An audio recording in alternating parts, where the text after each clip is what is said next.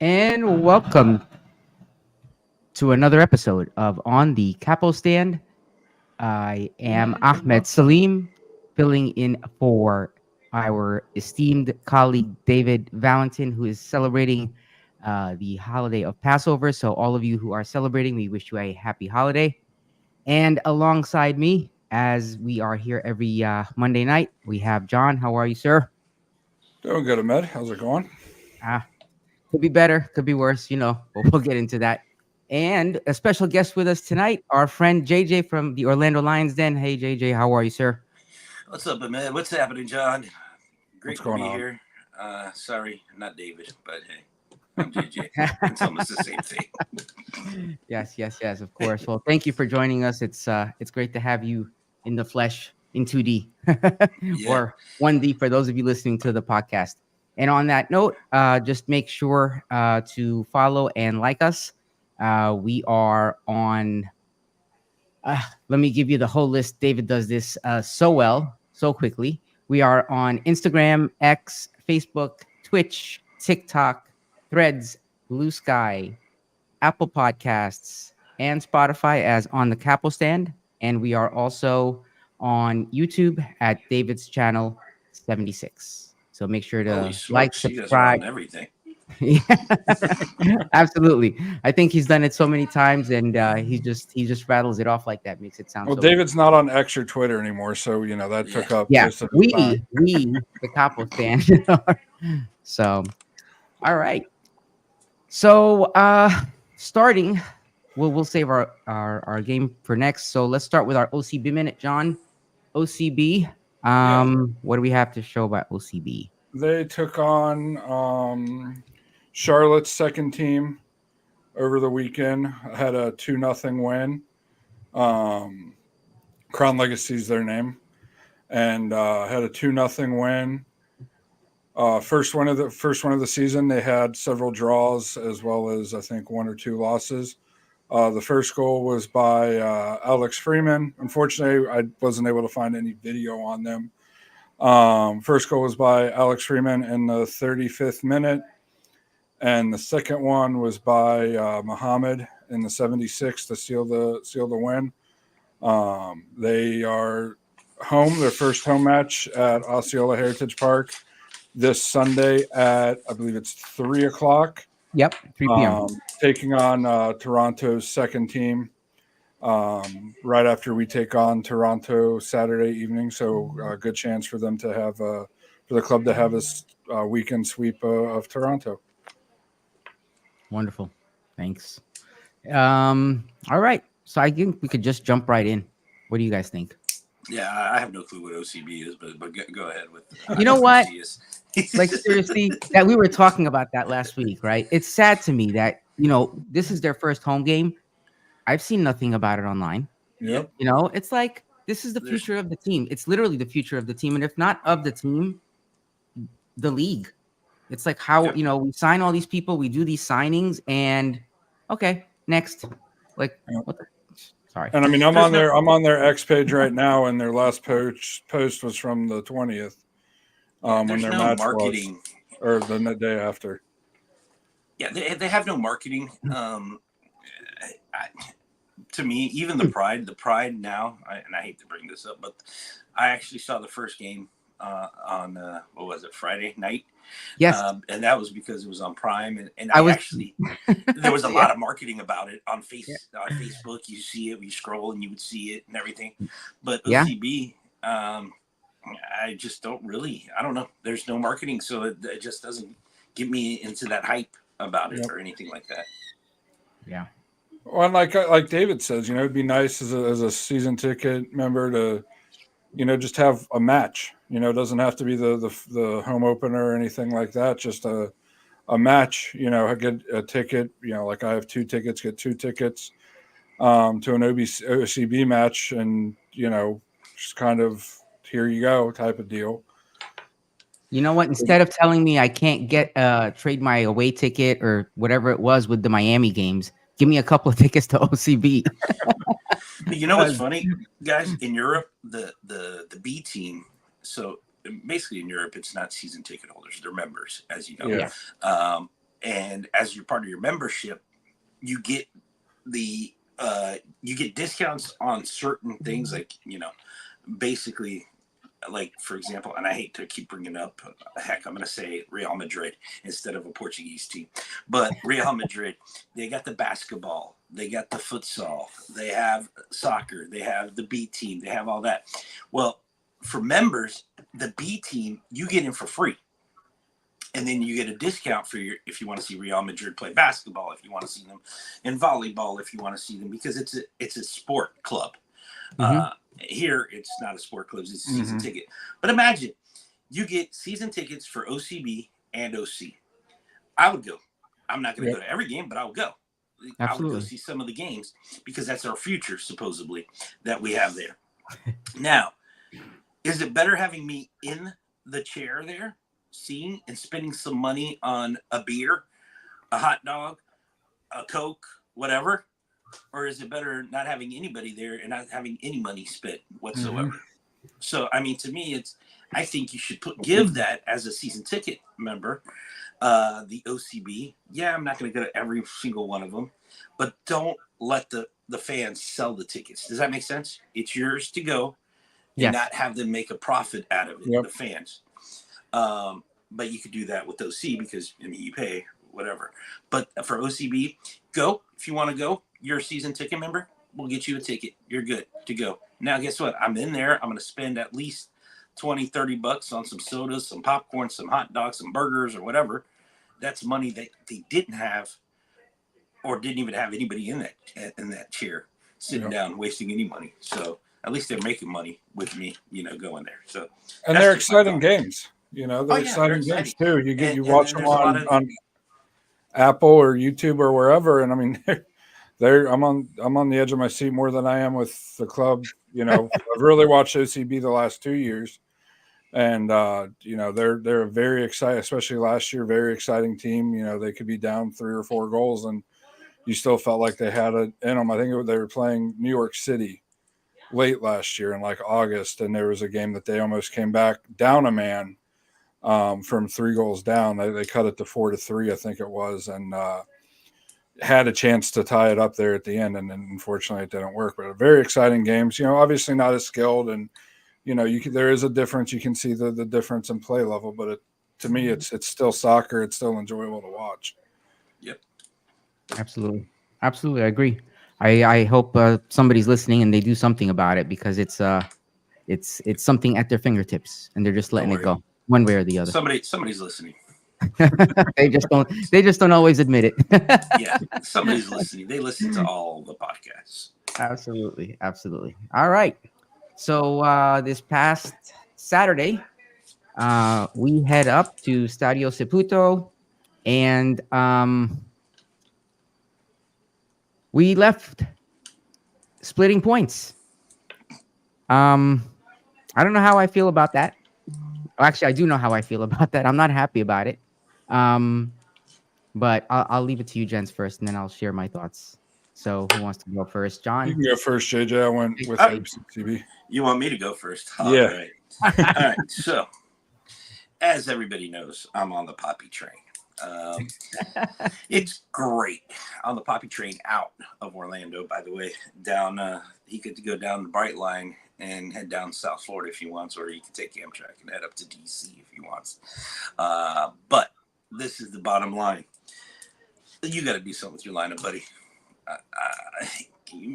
You keep on changing. We're out of every competition, man.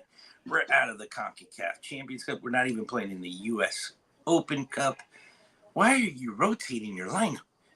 Why? You just had it 2 weeks off. Why are you putting Lico Ladero in when you have your DP in Martin Ojeda on the bench? That's one thing. The next thing, Duncan McGuire. He's the one that's scoring goals. Luis Muriel is not scoring goals. I don't care if he's leaving in June, July, wherever he's leaving, if he's even leaving.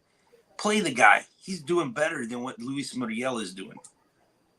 Now, I hear critics and fans saying, well, we need to play Luis Muriel because Duncan's leaving. Well, guess what? We ain't winning with Luis Muriel, but at least with Duncan, he's scoring, and we have a chance to win. I'd rather have the points and he leaves in June or July, but we're ahead in the playoffs or up high because Duncan got us there. And then we'll probably end up losing whatever. But why are we losing now? Come on, guys. It's just it's frustrating seeing this, Kyle Smith one day plays left back, one day plays right back, one day plays center defensive mid. Don't we have Rafael Santos to play left back? Why do we keep on switching this? And then, thank goodness I stopped hearing, well, give it time. They're still learning. I mean, how much time do we need to give these people? So my thing is this is just shambles. I'm sorry. I mean, it's great that we came out of Montreal with a point. But Pedro, this game, I mean, I didn't see really that bad of it. I mean, people are saying that he played bad. I mean, the game before that with DC United when he came out was horrible. But but this game, I didn't really see anything bad. My thing was it seems like when we're down is when we play soccer, and and why don't we do that during the whole game? Why do we have to do it when we're down? So and then the PK, to me that wasn't a PK.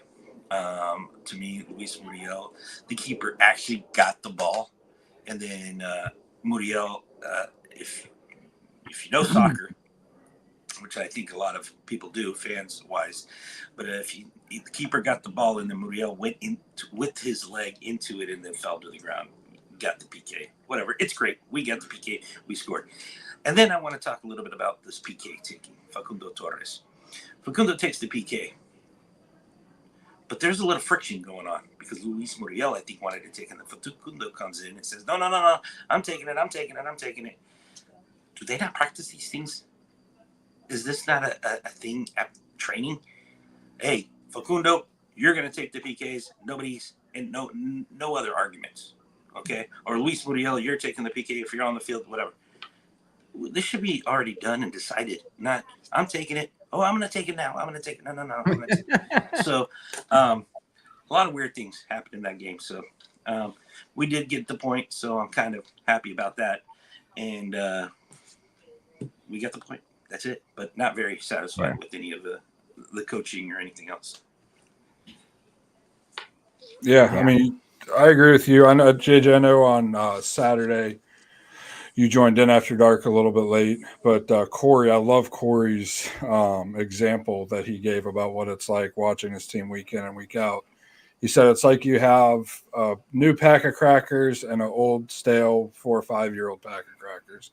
And you always try to bring that newer pack up front, but every once in a while, it gets caught in the towards the front of the cabinet, and you go in, you grab some crackers, take a bite, and it ends up being the stale one. And it's like week in and week out, I feel like that's what it is, where we hope it's a new team showing up, a team that looks inspired from the first touch of the ball to, be out on the field. And it's not. It seems like every week they have to go down a goal early in order to start actually playing, and then it looks better.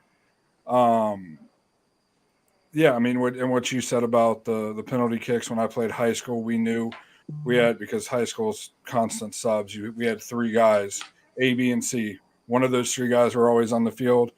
We knew if all 3 were on the field, A was taking it. If B and C were on the field, B was taking it. If C was only on the field, C was taking it. Obviously, in pro soccer, you have, the same players play for 60, 90 minutes a match. So you have, this is who's taking it. I don't understand why the controversy really was there, but I also understand Muriel being the one that allegedly got fouled. I agree with you, JJ. I was on the phone, talked to my dad every match that's away, basically through the whole match, and I said, when they showed the replay, so that's not a penalty kick. Keeper touched the ball, and then Muriel ran into him. If it was opposite, okay, maybe, but the keeper got the ball, touched it away, and then Muriel ran into him. My reaction to the match, I mean, it sounded like a broken clock. I said it about this time, maybe a little bit earlier last year. I just feel like it's a bout of insanity because I keep saying the same things, hoping for different results. And it's been the story since the season began. We start out slow, and give up an early goal. And then all of a sudden, 15, 20 minutes in the match, the team looks like a team that actually kind of knows what they're doing. Then they typically put one in to tie up before half. They come out of the half, and it takes 15, 20 minutes for them to warm up. Usually it's after the other team scores a goal or two, if we're lucky. And early to mid second half, every match for the last couple weeks anyway, there's always a span of about 5 or 10 minutes where the other team seems to have possession that entire time, and they just can't clear the ball out. And it's that simple. Just clear the ball out, retain possession, and they're just sitting there like I always like using a U12 team, partly because Ahmed's son's about that age. But it's like somebody gets the ball, and instead of doing something positive with it, they're just kicking it away to midfield, kicking it to the trash can, if you will, at the corner of midfield and the touchline. And it's like, guys, you're professional soccer players. I understand you're under pressure, but you're not relieving the pressure just by booting the ball. I play a video game called Rocket League. Most people knows what it is. And the higher level you get at Rocket League, I'm in the top 50% of players, nothing spectacular. But like the one thing people at my level like to do is when they're under pressure is just boom the ball. It's nicknamed car soccer. Just boom the ball to the other end. Don't retain possession. Don't do anything positive with it. And with this, with our scenario we're talking about now, it's the same exact thing. If they retain possession a little bit, that pressure gets relieved, and they go and can progress the ball upfield, and then you don't have any pressure. And then I agree with you as well, JJ. Duncan needs to start. There was a play Saturday, I think it was after the goal, where he held the ball up on our attacking left side. The ball cycles around and a couple touches, and he's over there on the right corner, opposite side of the field than where he received the ball, challenging the ball in the corner. Muriel would have been sitting there pouting that he didn't get the ball back or something more positive wasn't done.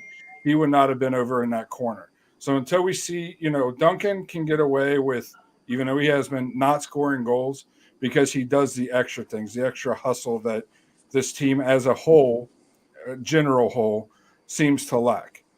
He hustles, he gets back. There was a counter that Montreal was breaking out into on Saturday, and Duncan was the fourth person back. He beat Kyle Smith back and both of our defensive midfielders back to challenge the counter and hold it up. They ended up not scoring, and we ended up holding on to the draw, or the one goal deficit. I can't remember which one it was at that time.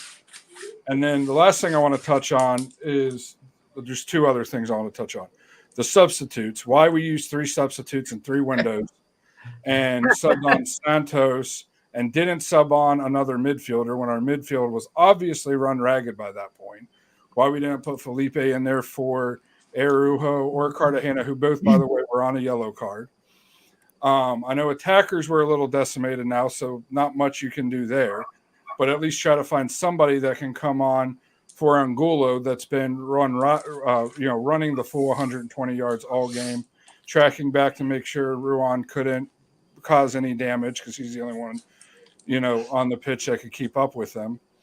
And then that leads me into my second point, and I do want to hear what you guys want to say about this, is why Ruan was why Angulo, why we had Angulo almost playing as a left wing back. I don't know if you guys realize that or not, but he was almost playing as a left wing back throughout the match, tracking really deep back, and then we'd still be forcing the ball to the left-hand side. Like, the dude was run ragged. Yes, he got the goal there at the end there, basically at the death and stoppage time, but the dude was running the full length of the field anytime the ball was going one way or the other, tracking back or tracking forward. Why we weren't, and we haven't done it yet this year, have a little bit more balanced attack where we're going to the right side. I know Saturday, Lodero and Dagger Dan had no chemistry whatsoever on that right side, but you still have to at least try to do something more in the middle or on the opposite side just to give the guy a break and be a little less predictable. Agreed. I mean, honestly, I echo the majority of the stuff you guys said, but for me, Wow, you guys said a lot. So JJ, right? The Yeah. penalties when they were taking that penalty, absolutely. Mhm. Like John said, my son plays U12, and you know what happens when we need to take a penalty or a free kick? Everybody's looking at the coach and they're waving their hands and they're like, "Can I take Yeah. it? Can I take it?" And my wife and I were like, "Isn't there somebody? Don't you guys work this out, You're a beforehand and say professional team. who's going to take?" Yeah, so it's like, come on, let's be a little bit. Maybe there's like part of me that's thinking maybe it was just like a last minute, or he was like, let me ask him, maybe, just in case. But you know we come out, we need to have somebody score against us to come alive. Why that is, I do not understand. We call ourselves they call us the cardiac cats, or we got that name somehow. I hate it. It's one thing when you play well, but in order for you to play well, to be in that situation, to have to play well, it's like, just go in with that mentality. Go in like you're down, because pretty soon you're going to be going in with the mentality, if we don't play well, we're not making the playoffs. And it's the same team like last season. I'm the broken record of the podcast, and I said I find my little. It's the same team that we had last season. So all these things about they need time to gel, they need time. They don't need time to do anything, because it's all the same people. 2 or 3 new people, manager included, right? Same manager. So it's like, what the hell's going on? I find myself. My wife at the last home game, she was sitting there with her hands on her head. She's like, "Why do we do this to ourselves?" Just like, why do we do this to ourselves? I'm like, because on occasion they play well.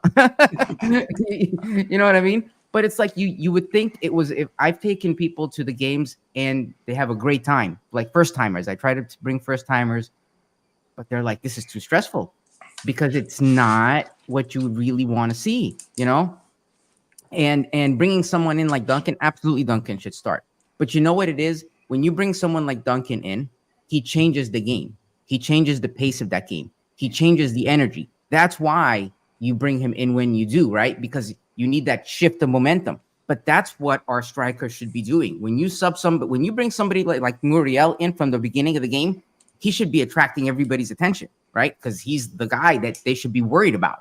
And he just fades away to an extent, right? And nobody's worried about it. They should be worried about him, just like they worry about Duncan when he comes in, right? So it's like that's what we need. That's the man. I don't know what we need, man, but it's just because the more I watched the game, and I just found myself like trying to think, why,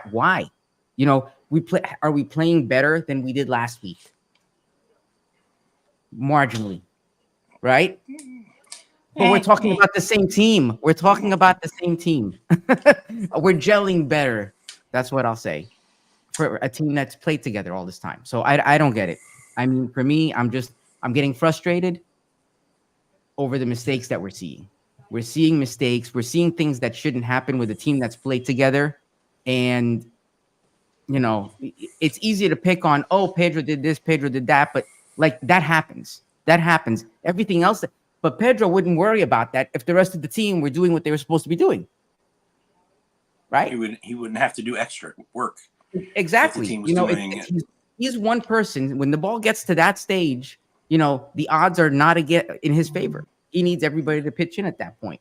It's on the other end that we need to worry about. When we get into that attacking third, and things fall apart. Granted, we had some better opportunities this time, but an opportunity that's not capitalized on doesn't mean anything. It doesn't mean anything to me. So I think we have some comments. Let's see what we've got going on here. So let's see. Colin OCSC. Happy Monday, my friend. I'm willing to blame the lack of offensive balance on the void that is Facundo Torres right now. And he goes on to say we need a right wing that makes plays on the right wing. That has 2 feet, by the way. Yeah. Well, and that's all well and good, but I mean, to give Facu a little bit of backing, he's been playing as a number 10, a central attacking midfielder, allegedly more like a left attacking midfielder, left central attacking midfielder, the last 2 matches. So it wasn't him on the right wing. This past week we had Lodero on the right wing. And the week before that we had Martin Ojeda, thank you, on the right wing. So I mean, it's not. Yes, it's the lack of that, but it's also the lack of I mean, I think at half we were like 53% on the left side of our attack. 53% of our attack was coming from the left side, which you're like, oh, that's left, split it left, right. No, that's 53 split in the fourth. So it was like 53, 25, and then the rest was right central and right side, which isn't good enough. I mean, the quickest way from one goal to the other is the middle of the field, plain and simple. I know that's where all the congestion can be too, but something has to give when you're just trying to cram it down that left side constantly. Somewhere else has to be open, eventually with time, because MLS teams love to flood ball side, especially defensively. So that backside's look at our last 2 goals in open play, I believe. No, except for McGuire's.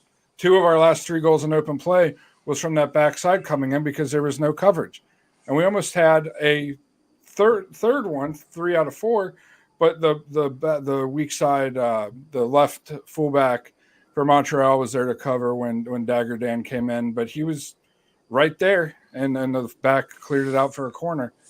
And the thing about gelling that it's like, I understand like maybe 1 or 2 games in the season, like the players having the gel.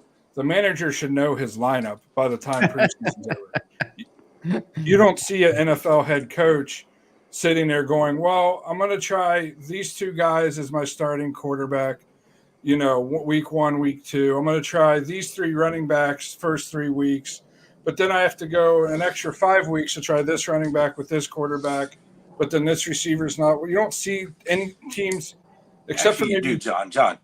Let me correct you. You actually do. Those are the teams that don't make the playoffs. Thank you. In the NFL. Yeah. Teams that I don't Those pay are like the attention Washington Redskins, the New York Jets that are trying with Wilson, with the all these quarterback changes, running back, and guess what happens? They don't go anywhere.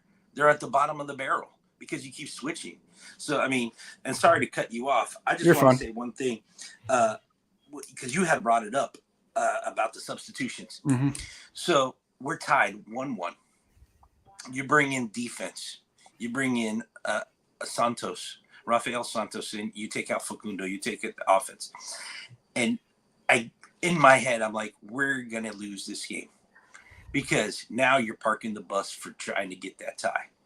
And then guess what happens? Lassiter scores 2-1. And I'm like, I knew this was going to happen.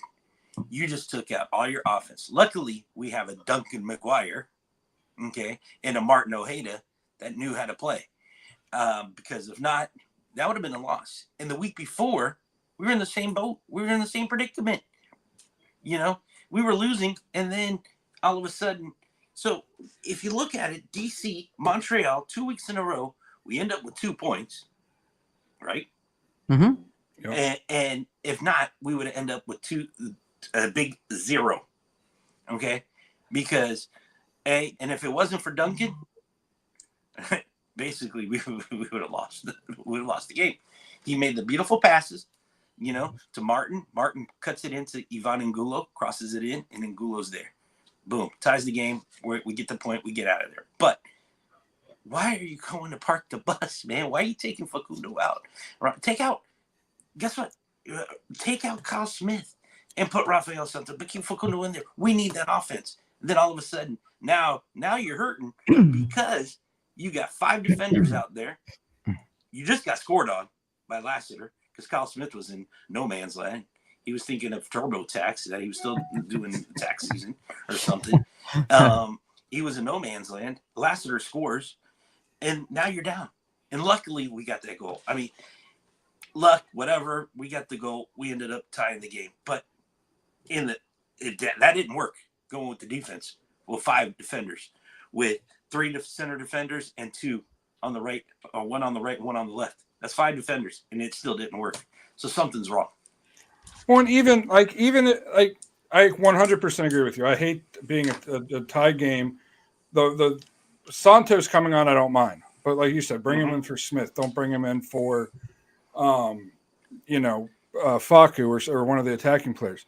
But if you're going to drop to the 5-back set, we have a center back sitting on the bench that played pretty well for us the last 12 months.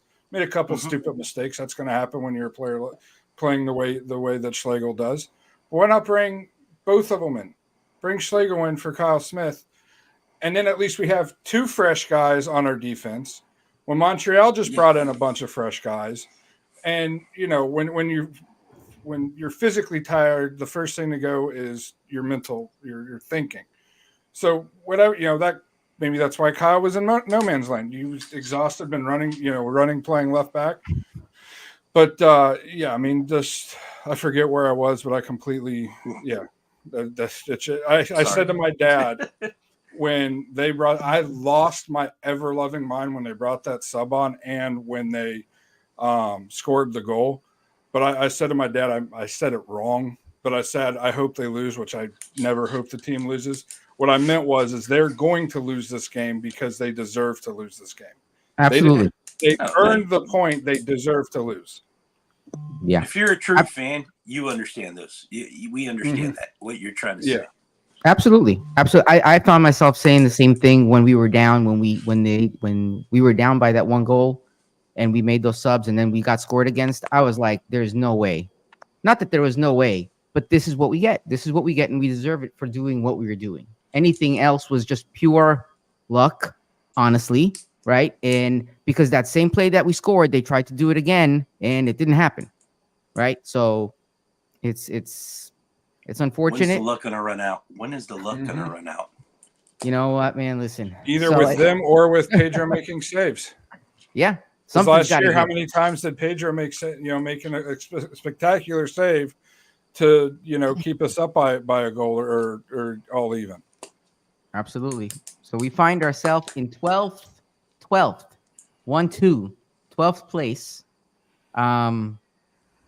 with 9 points. We've got 2 wins, 3 losses, and 3 draws. Right? That's where we're at. I don't know.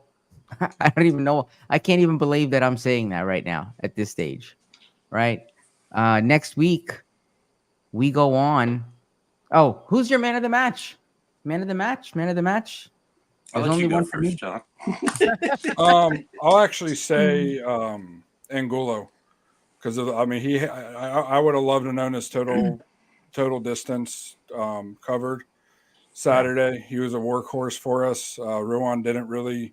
He actually surprisingly outran Ruan on a dead sprint, which kind of surprised me. I know Ruan's a little bit older than him, but it's not like a 33-year-old getting outran by a 23, 24-year-old. Ruan's 26, 27. I think he worked his tail off, even if he didn't score the goal. When I watched it the second time on Sunday, I was really like, man, he was running everywhere. Angulo was running everywhere out there. And Colin, I just saw your thing. Cartagena originally was my man of the match.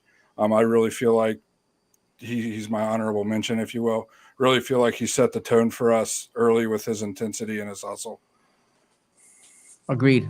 For me, it was definitely Angulo, and not just because of the 1 goal, but because of that effort that he was everywhere. Mm-hmm. He was everywhere, and then when Duncan came on, Duncan was everywhere, but he was everywhere from just minute 1. So, JJ, mine.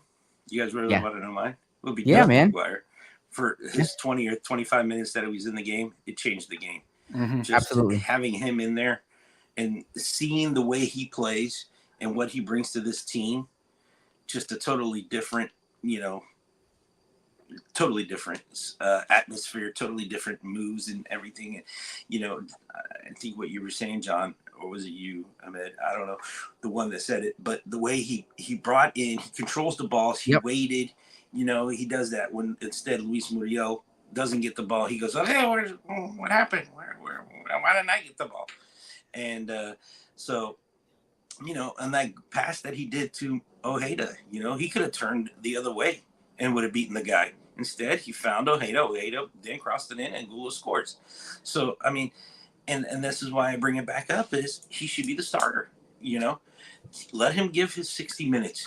Work his butt off for 60 minutes. If he doesn't do, then guess what? Bring in Muriel for the last 30 minutes. And you know what? I agree with you because if you think back about Duncan's first season with us, he didn't start.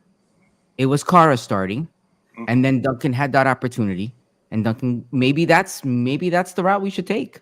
Maybe that's the route we should take to give him that opportunity and to give him it's a different situation when you come in mid game and the pressure's on. Maybe that's what he needs.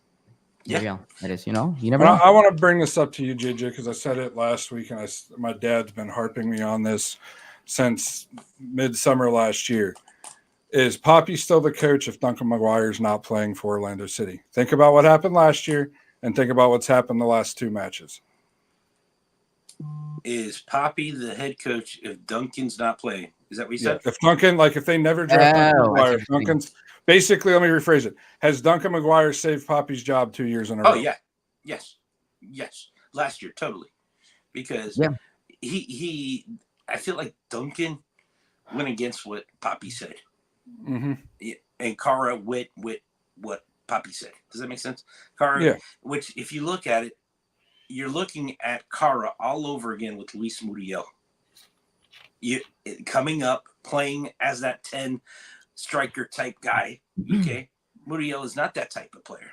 You saw that at Atalanta. You saw that when he was at Sevilla. He's in the box. Same thing with Kara. Is that type of player in the box? If you're gonna get a striker that plays in the box, don't convert him into wannabe 10 up to a number 9. That is not going to work. And that's what you saw with Kara. Kara would have been a great player if he was in the box. And I said it all the time. He would be a great player. He's the type of player. He's a poacher. He's in the box. If he sees the ball, he'll kick it in.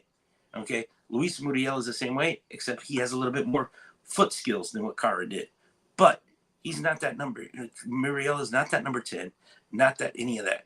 And Duncan, he can play that 10 spot because he has more body. And that was DK. That was DK also with his strength. He can post up somebody and move quickly and beat the guy. Kara is not that type. Muriel is not that type at his age now. So, yes, Duncan McGuire has saved Poppy's job. If Duncan wasn't here last year, we would not have had the success. And that's just obvious, Well, I said it at the Columbus match that we came back from. I said I feel, when we were on the show, I said I feel like they won this game in spite of Poppy, not like the actual word spite, but like not basically they did it on their own and didn't really listen to him. Yeah, they substituted and everything, but you watch some of the movements. I mean, 2 of our goals did come off of a free kick, but still, you watch how they played. And the late part of that Columbus match, it wasn't a Poppy-led team that was playing the style. Yeah, totally. You see, like after all that, what happened last year, there was a lot of Poppy out and everything. He had to change, and if it wasn't him, the players changed it for him. They must have his back or whatever, and said, "Hey, we're going to play for him and do it our way." I don't know, because a lot of times you would see Bazan as he was standing up. Does that make sense? And doing the Josema Bazan, the assistant coach who's now in Mexico. But he was the one that was doing the tactics, while Poppy was just sitting there, and everything. So I don't know. I just, to answer your question, yes, Duncan saved his butt. I think you'd have a hard time arguing elsewise because at that point last season, something needed to change, right? Definitely. Yeah. All right. So we find ourselves, what did I say? In what place? 12. This week, this Saturday, we are back at home against Toronto, who is currently in 4th place with 13 points, 4 wins, 1 draw, 4 losses. Historically, we've done well against them. Our last 4 games, we've won. We won 2-0, 4-0, 4-0, 1-0. I don't even know what to tell you at this point. I last week I said the next 5 games, including this one we just played, needed to be wins because it's an uphill battle from here. We're talking about Toronto's in 4th place. Then we have, who else do we have? We have Toronto. We have Cincinnati, Philadelphia, the team down south. Like, you want to talk about uphill? Draws are not going to cut it. So, I don't know. What are your thoughts, gents? I'm afraid of Saturday, man. I think it's going to could be a long day at Orlando City Stadium. because the Italian duo, Insigne and Bernadeschi, however you say it, have found their stride. They're not being drama queens like they were last year. And Toronto's looked very dangerous this year. They're scoring, they're winning games, they're scoring goals. They Their defense is a little bit weak. They do have a negative goal differential. They've scored 12 or scored 9, given up 12. So their defense can be a little leaky at times. But like we've said, every match this season, we have to come out firing from the start. We can't let Toronto settle into this match. It's a home match. It's a match that the boys need to grab by the horns and run with it, and not wait for it to come to them.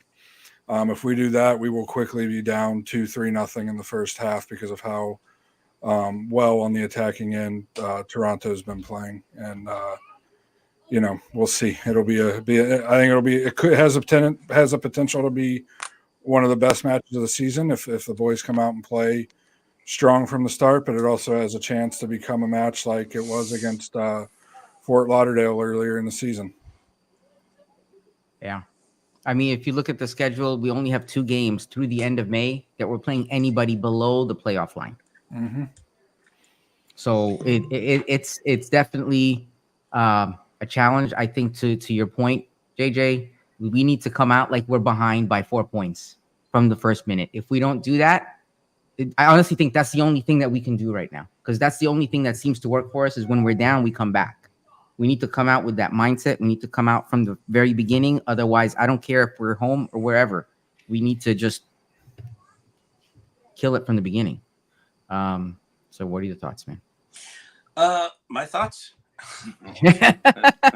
My thoughts. We're probably going to get beat, I'll be honest. It's hard to have any faith on this team.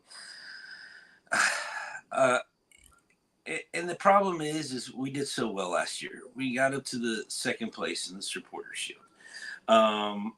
But that was because Poppy changed everything. Instead of going younger, we went older. I mean, instead of getting a true number 10, we ended up getting Nico Ladero, the old man from, if he was that good, Sanders would have kept him and would have signed him, Mm-hmm.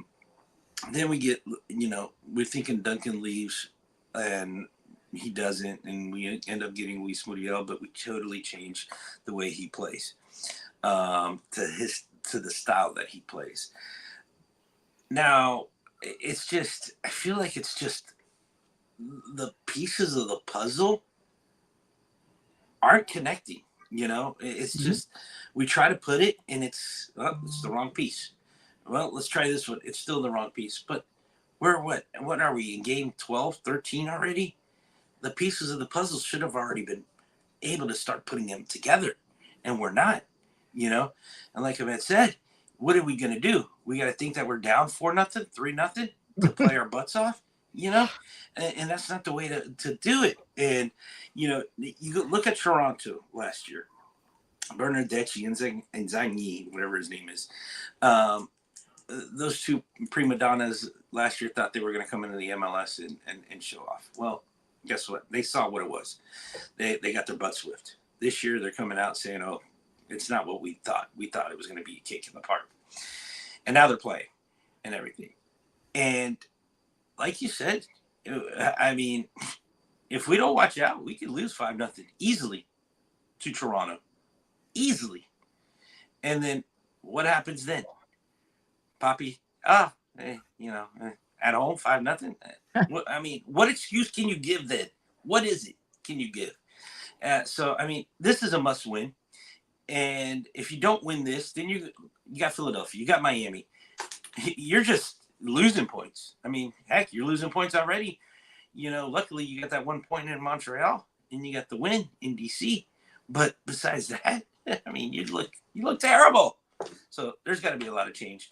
I don't know what it is. I don't know how it's going to change. I mean, it's frustrating seeing the team that we have, what they did last year after 6 or 7 games. Absolutely. Right? And seeing the dismay of this team this year with almost the same, if not a better attacking with Luis Muriel and Duncan. You got probably the best striker in the MLS.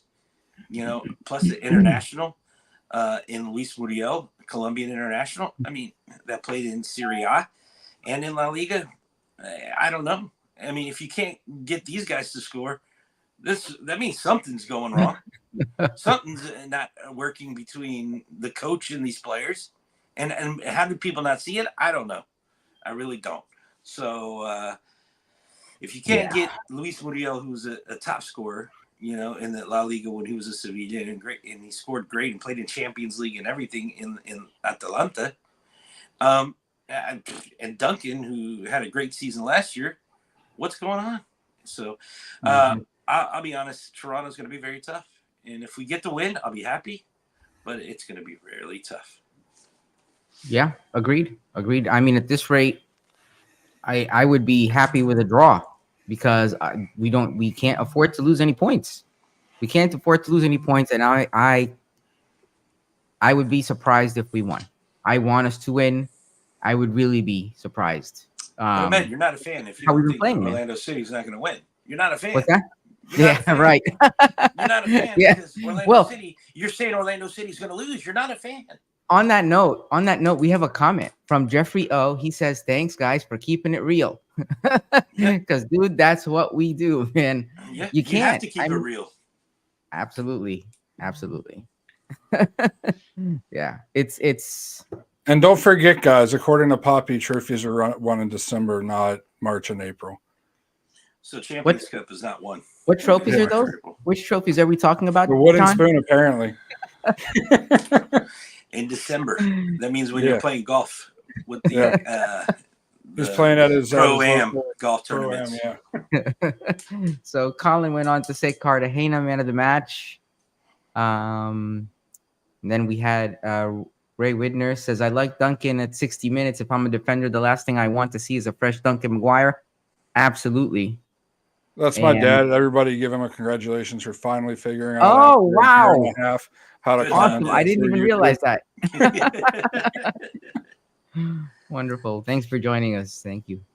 And then Colin says, "I like Duncan as a sub too, but he wasn't supposed to be here. It might not be soon. The FO has to answer if our DPs don't get it together and they're already late." And that's the argument that that we're not going to be making. We're going to be living it soon. So, well, and the worst thing about Duncan, because I believe I could be wrong, is the rookie contract's only for 2 years. So this is the last year of his contract. So he could play for us the entire season, miss a month with the Olympics, be signed to a pre-contract in July or August to another team, and then we lose him without gaining anything.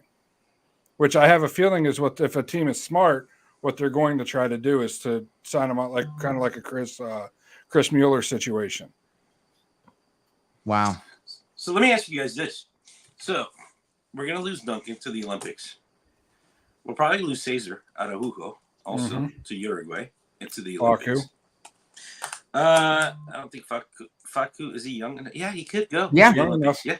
He's under 25. Yep. He can go. So there's three right there. Now, then you got the Euro. Is Slovenia in the I don't believe they qualified. No. Yeah, okay. Because if they did, then you have Bracolo probably leaving too. Well, don't forget Copa. Don't forget Copa America as well. Guys, this is what gets me.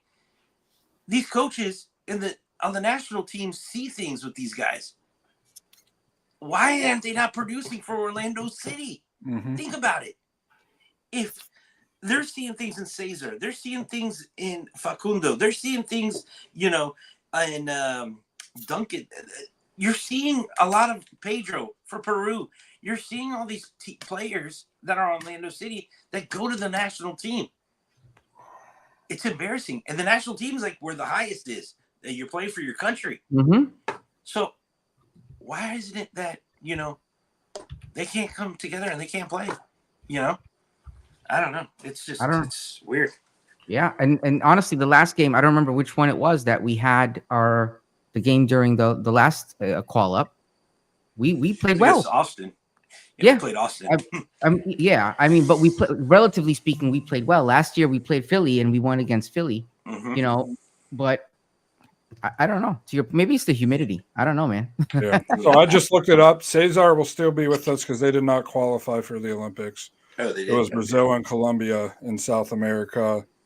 And then looking at this real quick, yeah, Duncan would be the only one for the Olympics we'll be missing. But like I said, you have Copa America, which is Duncan, Wilder, Facu possibly, Cesar right. as well. Depending on what happens, I don't think Cesar will be leaving, but there's the potential for that depending on injuries and match fitness and everything. What about if Luis Muriel gets called up for Colombia?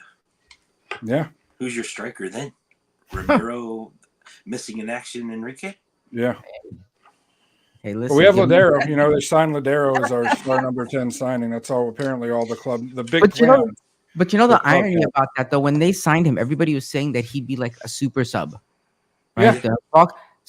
A super sub is starting.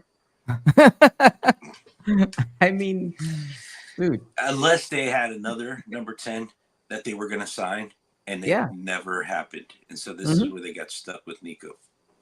I hear you. That could have been, there could have been a big number 10 signing that they were going to do, but it just didn't happen. To give it benefit of the doubt, Okay, I'll go with that. I'll go with that. Maybe they were going to sign Luka Modric. I don't know. Who knows? Well, there was I can't think of his name now. I joked about with the guys beforehand, and the guys from OC Fan TV. The number 10 for Roma, his release clause was dropped to $12 million on January 1st. Now we'd be making about that a year, but what's that? Francisco Not Toddy, no. No? Diablo? I can't believe. Huh? Not Diablo. It's not Diablo, is it? No, I'll find it. Hold on. But yeah, his clause went really low, and there was nothing. Where is he? Dybala. Yeah. Yeah.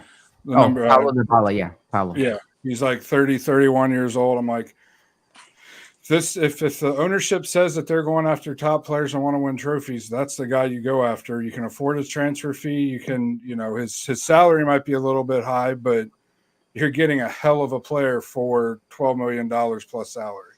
Yeah, but you know what happens? You get people somewhere else, they perform, like to JJ's point before, then they come here and it's like, okay, what's going on? What happened? Yeah.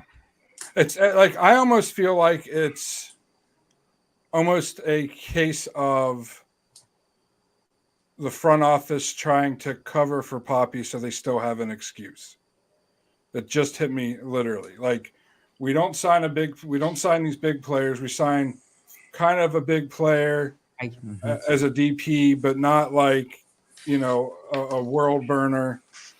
But if it works out, then great. Poppy did a good job with him. If it doesn't work out, well, he wasn't starting for Atalanta. He's older. He's this, he's that. And, the center attacking midfielder, we took a risk signing him because he's older too and was kind of on the downturn. But if those worked out, then all of a sudden the coaching staff did a great job. Yeah. Mm-hmm. So let me ask you guys this. Ownership. Who's our ownership? The Wolves.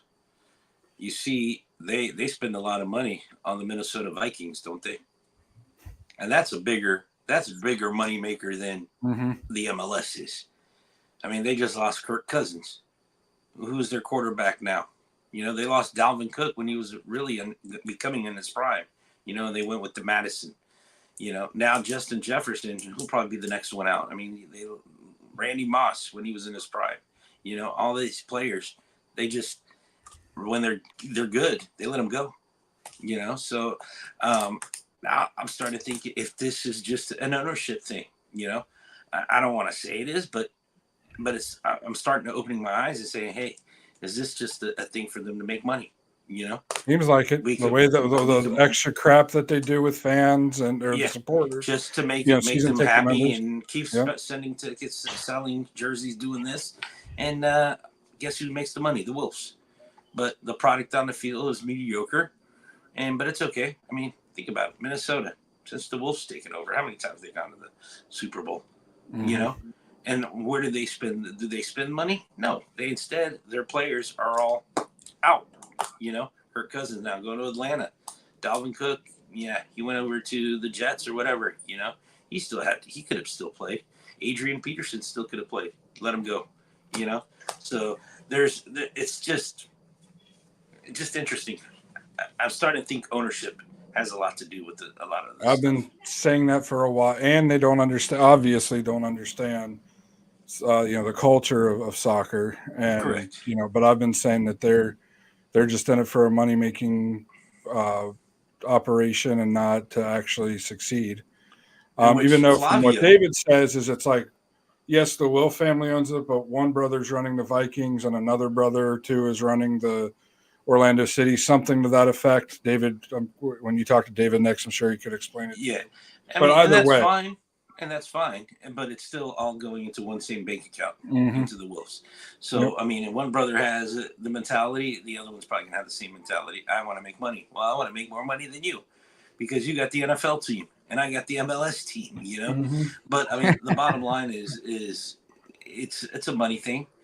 And that's why, it sucks, ownership. That's why, like in Spain and in Portugal, England has ownership, but they don't have. They have the members. The members are the ones that, and then they have the Germany, the 50+ and a president. So if the president sucks and he's not doing well, the members are the ones that basically kick him out at the voting. You vote for it. So, but when you got ownership, what are you going to do? The ownership just wants to make money. And that's in any sport in here in America. You look at the Magic, a perfect example. They're happy where they're at. They're mediocre, but now they're finally rebuilding. And guess what? In about 2-3 years, they're going to get to the higher point, and everybody's going to leave again, and they're going to rebuild again. But guess what? We just made our money with all the Paulo Banchero jerseys and the Franz Wagners. So, and that's what sucks about sports in America. It's the ownerships and everything. Because if it was members, it wouldn't happen because guess what? You're out. Now the next guy, he's promising all this stuff to make everybody happy. So, and that's what sucks with ownership. Yeah, no, absolutely. I mean, there is one exception in America, and that's the Packers. I know that. I know they're the Packers, correct. Green Bay. Have stockholders. And you missed one big one, and that's Germany with their 50+1 rule that is massive and sacred over there. Yep. I mean, it's. I mean, it I don't know if you got the email, JJ, for the May 4th match. The May 4th match for the Star Wars. Star Wars. The bobbleheads. Yeah. When I saw the bobblehead, the Janssen bobblehead, the first thought without reading anything was, oh, that's going to be a really cool giveaway. Because, major league teams give away a bobblehead once or twice a month at their games. And then I scrolled down and the club wanted me to pay whatever. I don't even remember what it was to buy a bobblehead. I'm like, yeah, no, I'm good.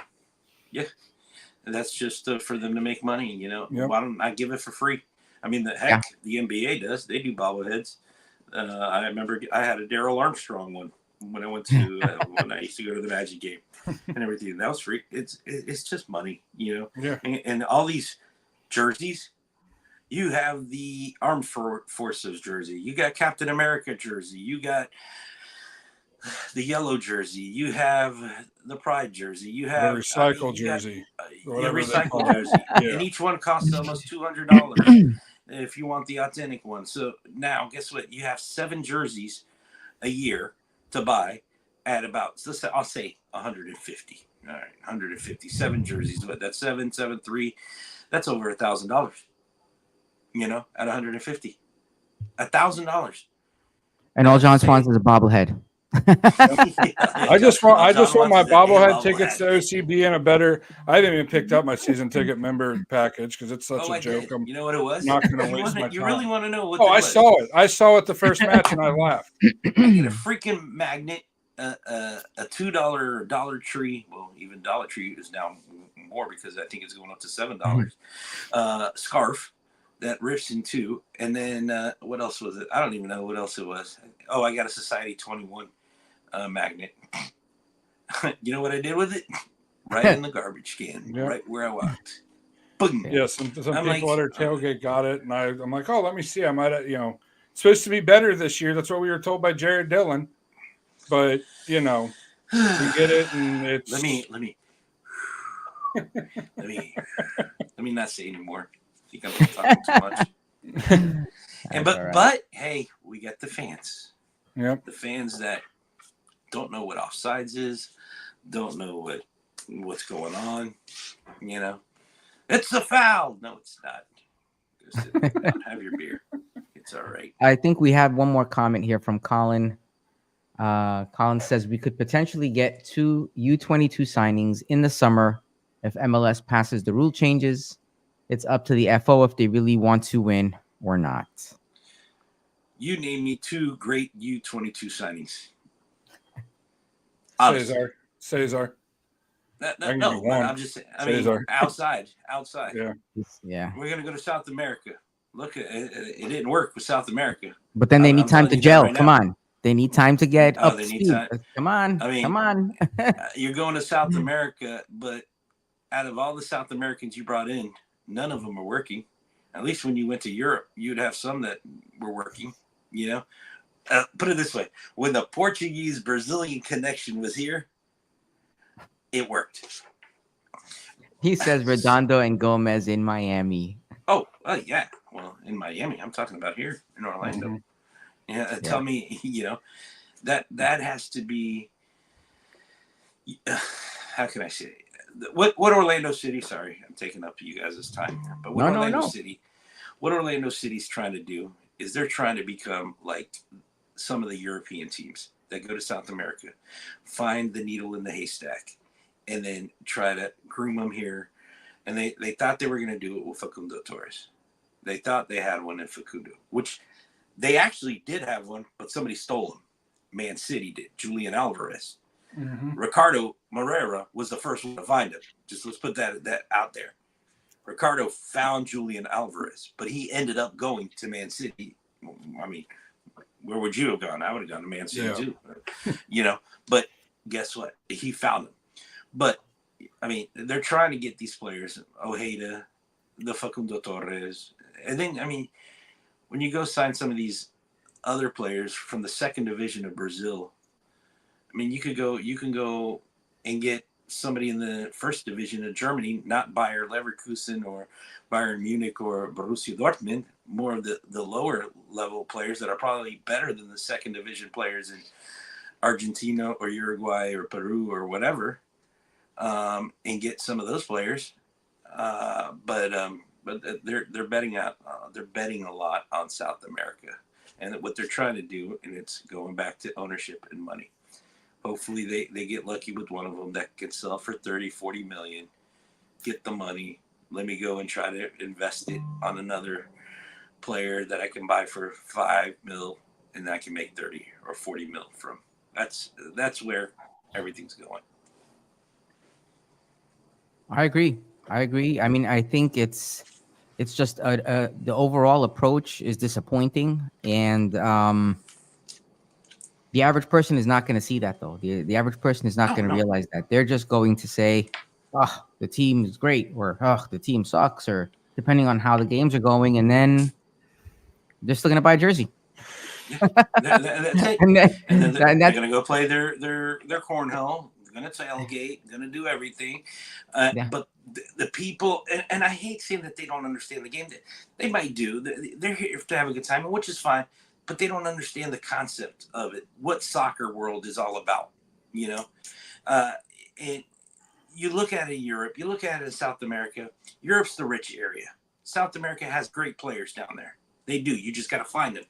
But guess what? Then you got the rich teams in Europe going down there to grab them right away. And now you got MLS, this little small league in the United States, trying to grab some of those players. Guess what? Miami found a couple. Atlanta found a couple. LA found a couple. But it's not. They got lucky. They found those. And now Orlando's trying to do. They tried to do the same thing with Facundo, with Ojeda, and everything. Mm-hmm. So, but you got the bigger teams of Europe that are going down there with bigger and better scouts. and getting the big bigger and boys. better checkbooks. Yeah, and checkbooks that'd be like, here, Orlando's offering $5 million. Well, here comes this big European team with the suit and tie saying, hey, I'm going to offer you Boca Juniors $20 million for this guy. Well, guess Orlando's not going to pay $20 million. Guess where he's going? He's going to go to the other guy in Europe that was offering 20. You know, so that's why Orlando has to trying to find these fucking dottores and try to make them hype and try to make them, you know, big. So, he came from Penarol in Uruguay. Well, that's great, but he's not really doing anything. And then you got the agent, you know, Arsenal wants to sign him. Really, they don't. Arsenal doesn't want to sign him. I mean, all of that there, JJ, in my opinion, you know, obviously ownership has to be willing to spend. Oh, yeah. And this isn't to open a new can of worms, but also goes back to the limitations that the clubs have, the ownership has, of what money they can spend and how they can spend it, with the ridiculous roster rules the league has and everything, where they're losing out on these younger players, you know, because they can't spend to a team in Europe or, you know, just across the border in Mexico, you know, 10, 15, 20 million on a young and upcoming player. Whereas a team here might go, do we want a young and up and coming player that we're going to take a risk on, or potentially sign somebody that is a little bit older and, you know, is at the downturn? And that's all MLS's fault. That's Don Garber. Well, and that's the owner's fault also for letting this happen, because nowhere in the world, even non-ownership, I mean, you go to England, you know, you go to Chelsea, you go to Man City, those guys are all full of money, you know, but they're buying. I mean, look at Man U, the Glaciers, they're full of money, you know, and guess what? They got Bruno Fernandes, they have all these guys there, and they still suck, and they're still horrible. But they open their paycheck or their checkbooks. I mean, and then you go to Germany, you go to France, Spain, Portugal, Italy, that it's not ownerships, it's members, right? And they're still opening their paychecks because you got members, you got sponsorships, you got all this money that's still coming in, and they're knowing how to sell players, you know? I mean, look at Benfica. Benfica sold João Felix, Renato Sanchez, Bernardo Silva, Ruben Diaz, just for those, almost $1 billion with all those players that they sold in the last 5-6 years. $1 billion. But it ain't going to the Portuguese league. It's going into the coffins of Benfica. And guess what? Now Benfica's going back down to South America, offering Boca Juniors, Corinthians, or Flamengo, or whoever, $10 million for this guy that they can see is going to be great. And guess what? They'll sign him. And guess what? That's Enzo Fernandez that they just signed. Chelsea signed, you know? But when you got MLS, Don Richman wannabe Garber controlling everything and just wants to put money in his pocket, you can't do that. And MLS will never succeed that way. And the only reason that I like MLS is because I love soccer. And Orlando City's my city. So I'm going to support it. Do you get what I'm saying? But I mean, ownership should say, hey, if we're all owners, Arthur Blank is rich, you know, Jorge Mas and David Beckham down in Miami are rich. The Wolves are rich, you know. LAFC has all those rich celebrities, you know. All these teams are rich. Screw Don Garber. Let us do what we want. I'll bet you anything. This will be a competitive league. And absolutely, screw this under 22. This is ridiculous. Under 22, 2BPs, whatever. Guess what? That means that now your team, your owner, like the Wolves, could go and spend. Here, I'm going to pay $30 million for Ronaldo to come here, and I'm going to spend another 15 or 80 million for Mbappe. Well, guess what? Now here comes George Moss and David Beckham. Well, oh no, we got Messi. Let me go get Bernardo Silva or whoever. You know, now you're going to make it competitive in this league, and now you're going now what you're going to do is TV. Everybody around the world wants to see the MLS. Screw the EPL. Screw the French league. Screw La Liga, Serie A. Everybody's going to be on the MLS. And guess what? These players want to come to America and play. There's a reason they come here at the end when they're about ready to retire, because they're going to retire here anyway. So why not pay them now? Let the owners do what they want and let them do it. So, sorry. I'm done with No, that. you're fine. No, you're fine, man. You're You're just fine. taking the rant I usually go on about every other episode and say it because I mean in my opinion you're 100% right. I mean to me the return on investment for getting top level players into this league is probably tenfold from what they're getting now. Yeah. Because think about just now it is Messi, but take Messi out. Think if Miami got everybody they just got the last year but Messi, how many eyes would be on us already because of the players they've got? Quite a few.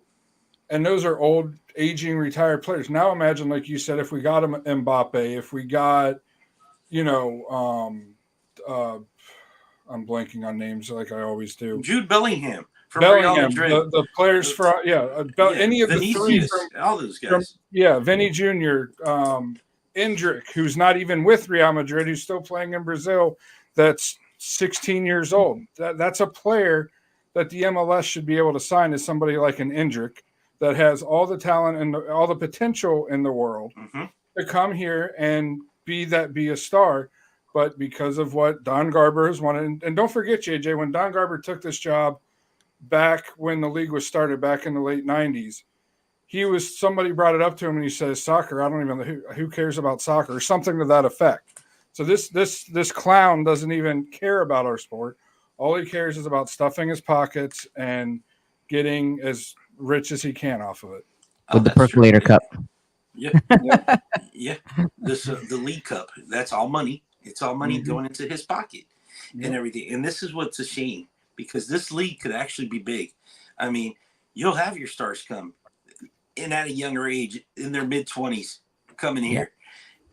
MLS could be the Serie A, the La Liga, the EPL, it could be. We got owners. Why are we putting restrictions on owners with this U22? You can have only 2 DPs signed or 3 DPs, and you can screw that. And what's the heck is Tam and Gam and Bada Bam and whatever the heck it is? Come on. You know what? Every time I see one of those posts, I have to look up the freaking definitions. I'm like, what the hell is that? Allocation money. Absolutely. No, I know, but you know what I mean? No, but I know why is it so freaking complicated, man? Let the owners, if they lose, then guess what? That's on them. Yep. They paid all this money. Now you're losing. Guess what? That's why, and this is where, I come from a culture of soccer, since I was in diapers.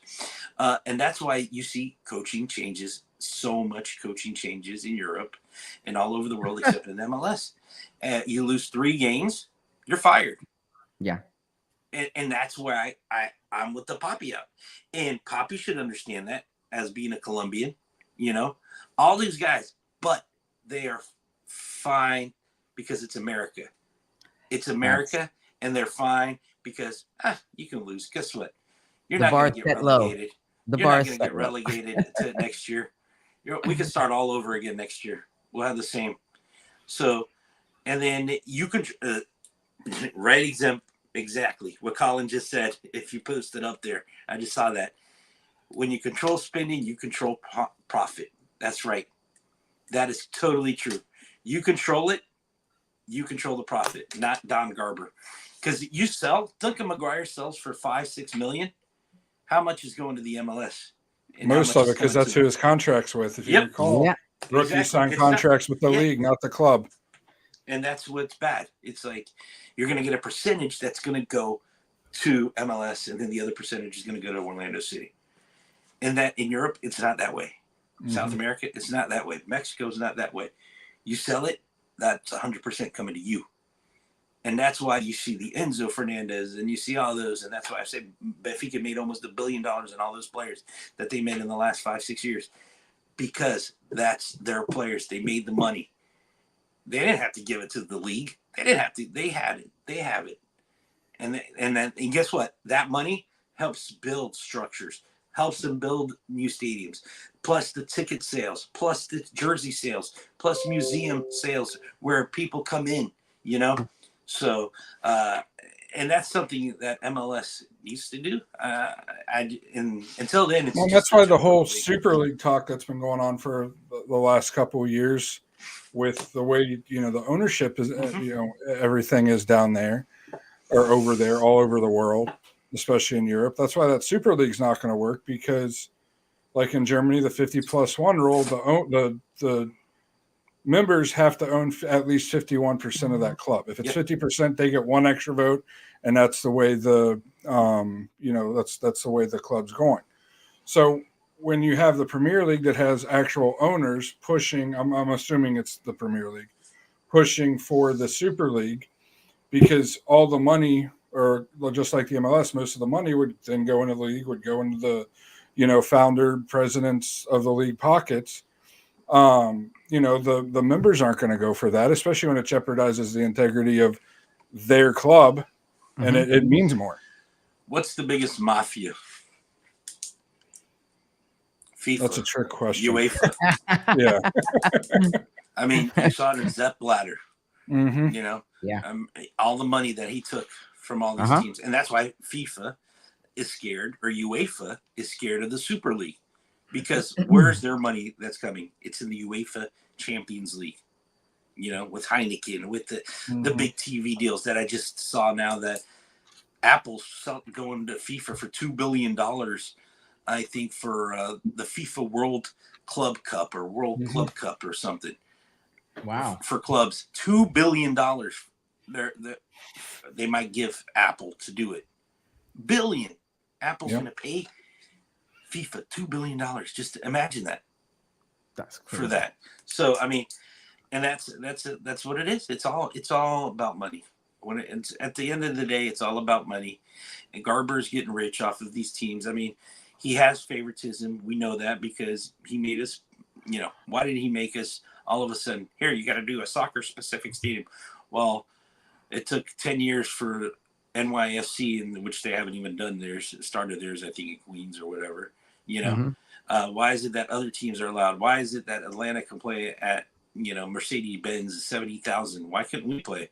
We could put grass at the Citrus Bowl. They will revamp it. They'll fix it up or whatever, instead of spending the money here. If you remember, they even had to going into the first season, JJ. Yeah. The club took money with the city or county, whoever owns Citrus Bowl, and had to spruce up the stadium for it to be, acceptable for everyday use.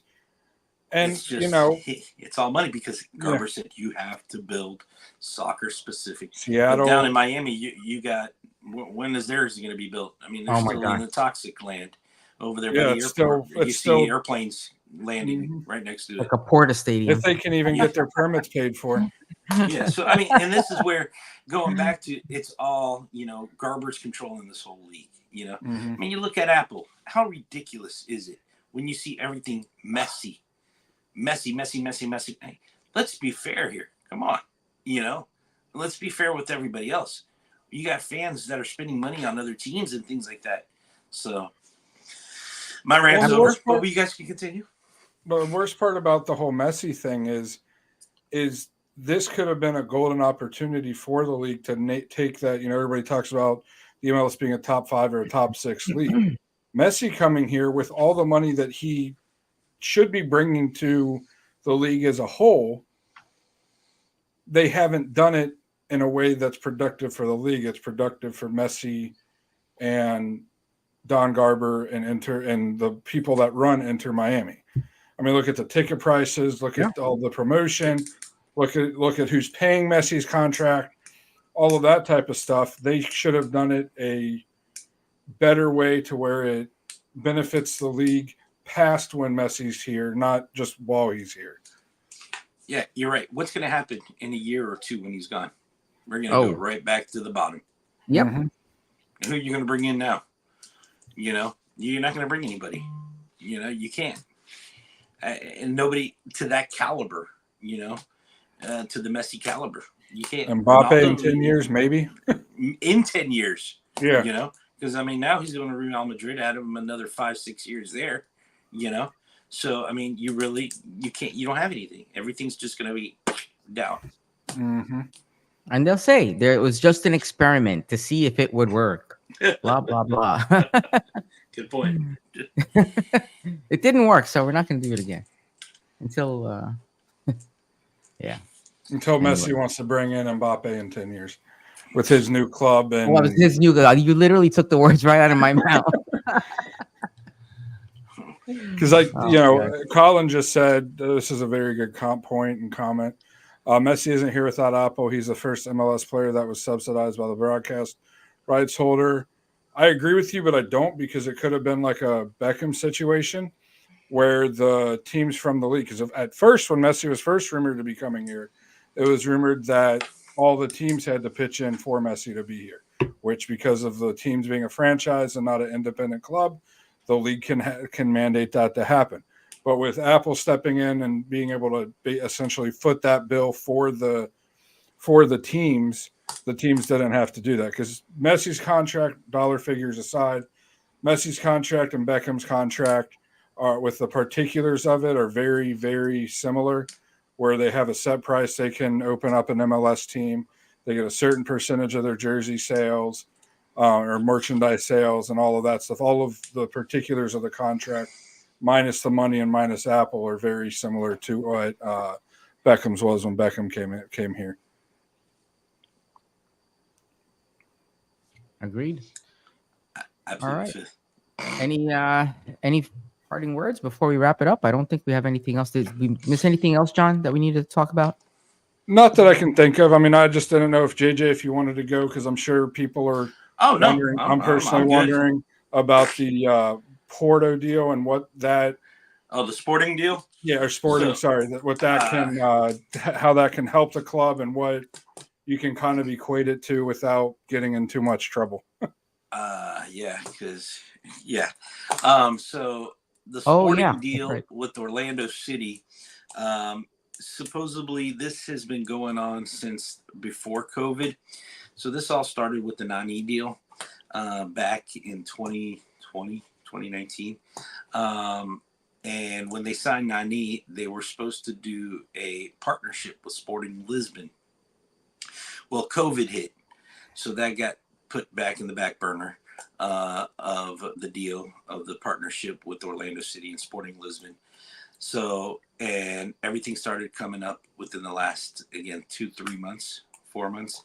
Ricardo did a trip to Portugal, and he's been all over Europe and everything. And Sporting and Orlando City have agreed to do a partnership. They're just finalizing everything.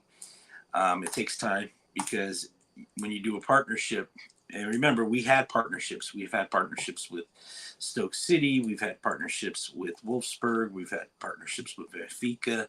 We've had partnerships, but all these partnerships were just basically scouting, using one team scout report, another team scout report, and just looking at all the players that they scouted and who we scouted and all that. But this is a little bit different. This is where we'll have supposedly players from Sporting Lisbon B team that would be loaned to our MLS Orlando City team. That's basically players that are looking to get up to the next rank before they hit the big boys of Sporting Lisbon, the main team. They would come here. Some of our players for OCB would go to train with the Sporting B team in Portugal, which has happened. Thomas Williams was there in December already, training with Sporting Lisbon. He has pictures, and if you go to his Instagram, you'll see it. He was there already. So this is good for us in a way that all the other partnerships are basically done because it was under Flavio. So this is really the first partnership that we do with the Wills. And if we just stick with one team, there's a lot of potential of getting some of the good players that Sporting has to come here, and vice versa. It would be more of a transatlantic coming down here. So yeah, Colin, if you put on there, he goes, "Welcome to our two." Yeah, and there's some good U22 players that are there. There's actually one that's 16 years old that just played in the MLS Next Gen Cup. They were just playing. You got West, and so yeah, there are some good players. But this is a great partnership for them to get their. And remember, Sporting. Who came from Sporting? Luis Figo. João Paulinho, that's playing in Fulham. other great players came. Oh, I forgot that one. Yeah, Cristiano Ronaldo. He came from the Academy of Sporting. I always forget that one for some odd reason. But no, so it's a great partnership, and it should be hopefully done within here in a couple of weeks. They're just finalizing everything, getting everything said and done. There's also reports, I reported it first on Twitter, and then a couple of the big boys in Italy, some of the Nikolai Sharihi, whatever his name is, the guy that's Fabrizio Romano's, I call right hand man. He's also been reporting it. So it's been reported in Europe. So yeah, just got to wait and see everything. If all the puzzle pieces come together, it would be a great partnership with Sporting Lisbon, who has made talent, a lot of great talent in the world. Sounds exciting, man. Yeah. Sounds like it could be potentially very exciting. Potentially, hopefully. Yeah. Hopefully we get some of those players. To be seen. Yeah. Cool. John, do you want to talk about the other thing that we talked about earlier? Oh yeah, with what happened from the first match. Yeah. Everything right now. So we're talking about the flare that was thrown, the first match from the supporter section. And it landed in the supporter section. I'm sure as most people have seen now, there was, we'll leave the name of the individual out of it just for the person's privacy, but it was a member of one of the supporter groups was banned. It's one of those, my opinion, obviously, everything we're going to say is opinionated based on what we've heard or been told by, third party sources. With supporter culture, there is a level of, don't give up, don't tell on your friends, on the people that are with you in the stands, you're all there as one. You're not, kind of to a point, a mafia mentality. You're going to kind of take the bullet for your friend. But, unfortunately, I do feel like throwing a flare into a group of people does cross the line a little bit. So if the individual that was banned did know them, you probably should have told the front office who it was. That's my opinion on it. But like I said, it depends on what the situation was as far as with how much this individual knew. If it's what I first understood it as, then the individual should never have been banned, which was basically that individual just kind of talked in passing with the person that threw the flare, didn't actually know them personally. And since then, I've heard different sides that say different things. It's just an unfortunate circumstance. That's why, like we said at the beginning of the podcast, or when it happened the week after, you should never throw a flare into a group of people. That's part of the reason why they're banned in this country, is because people get stupid with them. And I do hope that the person that threw it does still get banned. They rightly deserve whatever ban the club's willing to put down on them, because they did throw that flare into a group of people. And I hope for that person's sake that they were trying to get it on the field and did not mean for it to end up in the group of people, especially right near the Ruckus Kids section where that's always got, 10, 20 kids in it. You want me to give my point? Go for it. Basically, the supporter group, the person, that person throws their heart out to that supporter group. I know that person. I feel like that person was not targeted. Like, I feel like that person we can't catch the person, but we have to do something and show the MLS. So we saw you near the people, so we're going to ban you. And we show the MLS that we did it, which to me I think is wrong. You have to do an investigation fully if you can't catch the person. So it's like a murder. And I hate to say it, a murder. So you go somewhere, and somebody shoots somebody. Well, somebody was right next to that person. Well, because we can't get the shooter, I'm going to get the person that's next to it. Well, the person that's next to it didn't do anything. So my thing is, but the state attorney wants to get somebody, show to the media, show to the world that they got somebody. So they got that person that didn't shoot, and they're blaming that person. And that's what I feel like the front office is doing here and the MLS is doing here. They're not able to get, they probably couldn't get the face or whoever. I mean, how many cameras you got in there? I'm thinking that you would get a view of the face, but if they didn't, and they saw that these people talked to this person, and now they're going after this person. This person didn't throw it. This person wasn't even near the when the flare was tossed. Yes, it was wrong throwing the flare. Yes, it's against the rules. Yes, it's against the law by the fire marshal and all that. But this person had nothing to do. This person will take their shirt off, will do anything for that supporter group, and for anybody in that supporter group. Okay, but I mean, I was in ILF last year, and I'm going to tell you, it was an ILF person. I mean, it was out on Twitter and everything. It was an ILF person. I was in ILF last year, and what I saw in ILF was family. Was you know, David probably has a different thing, but my thing is I've been around since day one, just like David, like everybody else. Nobody likes me. But when they got to know me, the ILF, I went down to Miami with them on the bus. I did everything.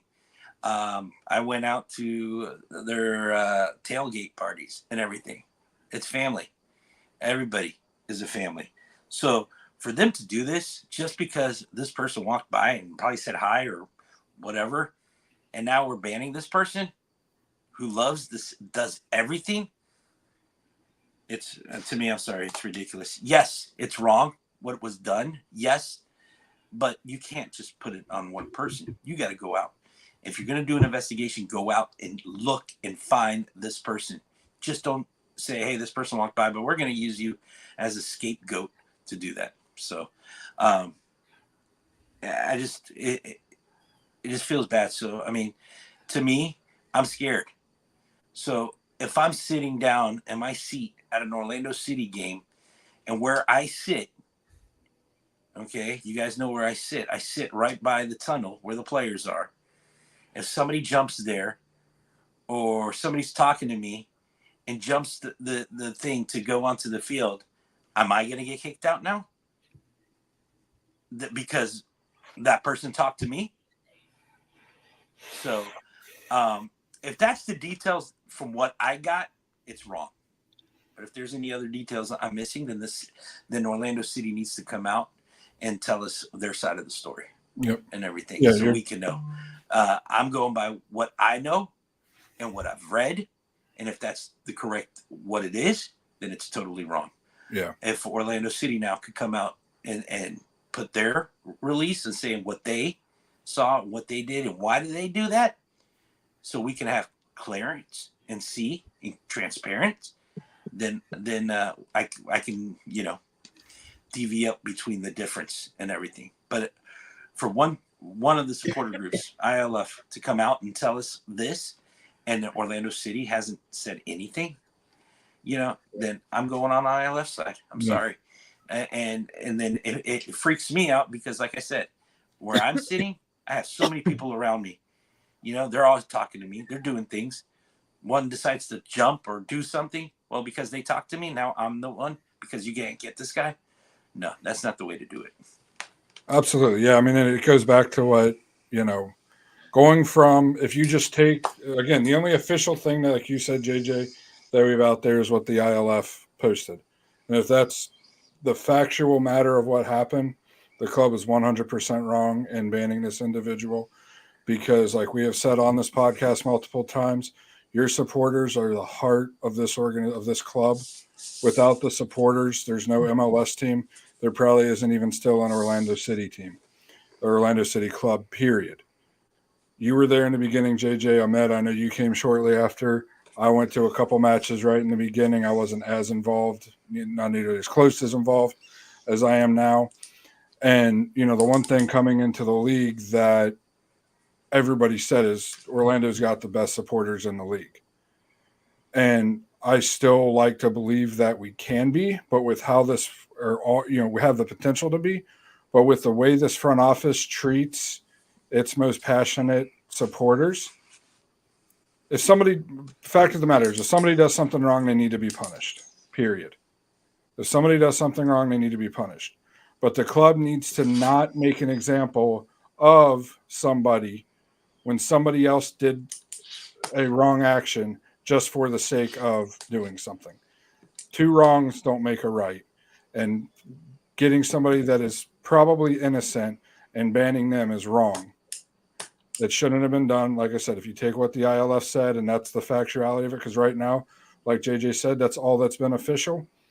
This individual should have never been banned, because according to what ILF said, this individual only communicated with this person in passing as a part of this individual's responsibility of what they volunteered for the supporter group, which was I can't remember the exact word, basically downplaying it, a greeter at the entrance.